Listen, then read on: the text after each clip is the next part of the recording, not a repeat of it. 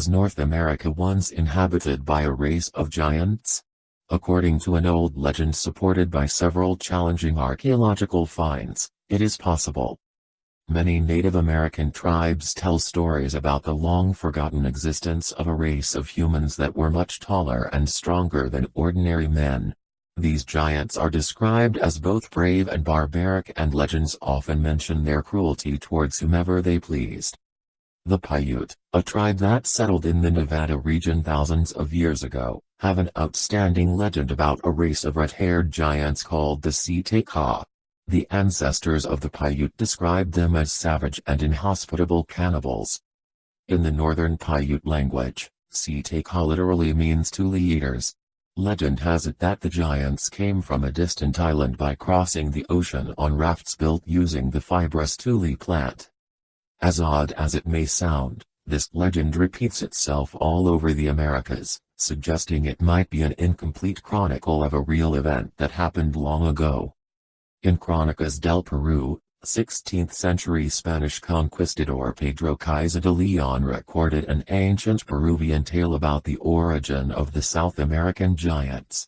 According to legend, they came by sea in rafts of reeds after the manner of large boats. Some of the men were so tall that from the knee down they were as big as the length of an ordinary fair-sized man. Could the giants of Peru and the Siteka have been survivors of a massive cataclysm who took refuge on the American continent? Legend tells that the Siteka waged war on the Paiute and all other neighboring tribes, spreading terror and devastation. Finally, after years of conflict, the tribes united against the common enemy and began to decimate them. The last remaining red-haired giants were chased off and sought shelter inside a cave. The tribes started a fire at the cave entrance, suffocating and burning alive the Siteka. Those driven out by the smoke were also killed. The tribes then sealed off the mouth of the cave so that no one might set eyes on those who had once plagued their land.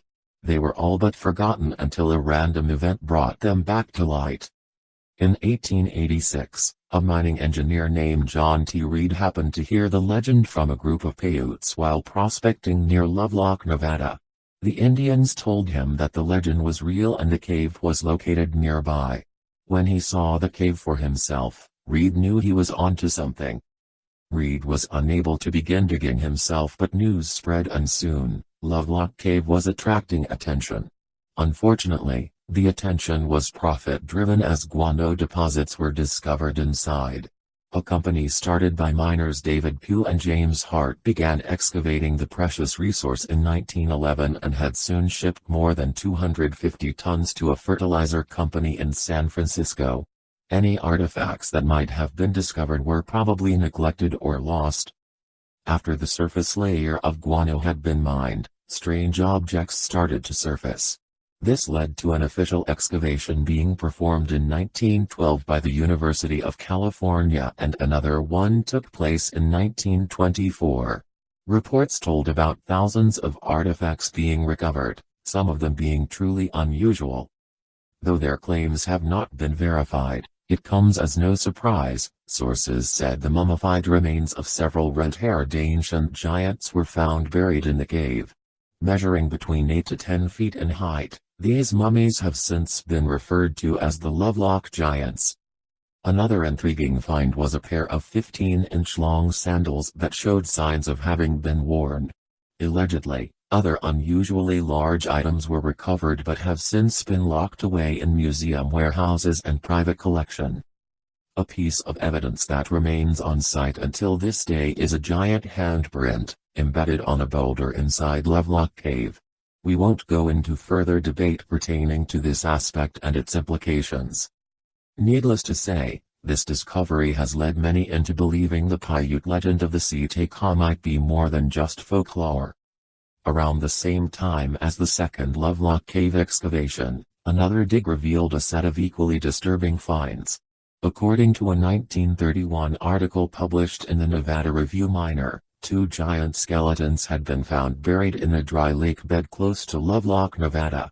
The oversized remains measured 8.5, respectively 10 feet in height, and were mummified in a manner similar to the one employed by ancient Egyptians. Another common trait between these mummified giant remains and the ones discovered as far south as Lake Titicaca is the presence of red hair. While some scientists believe the reddish color is a result of the interaction with the environment in which they were buried, the mummies verify the legends, which describe the Titicaca and their kin as red-haired giants.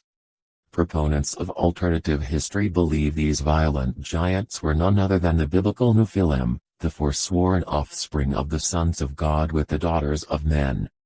If this is true, there's little chance we might get to see any of the giant mummies. Those interested in keeping history secret will never disclose their location.